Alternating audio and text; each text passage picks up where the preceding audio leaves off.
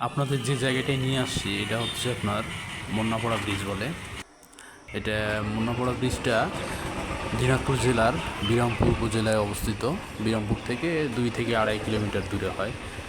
এটা মুন্নাপাড়া ব্রিজটা ছোট যমুনা নদীর উপর তৈরি।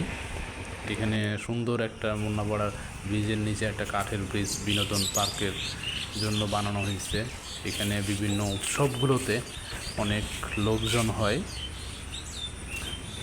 দেখেন, ব্রিজটা একবারই নতুন বানানো হয়েছে।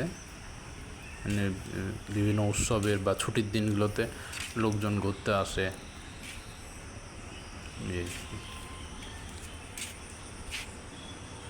উপরে দোকানপাট আছে বিভিন্ন ধরনের। এটা হচ্ছে দক্ষিণ দিককার পার্ট। ওই রাস্তাটা বিরামপুরের দিকে চলে গেছে। নদীটা আপনার দক্ষিণ দিকে, এটা ভারত বর্ডারের দিকে ঢুকে পড়ছে। অনেক দূর হয়ে কাটলা হয়ে যায় আর কি।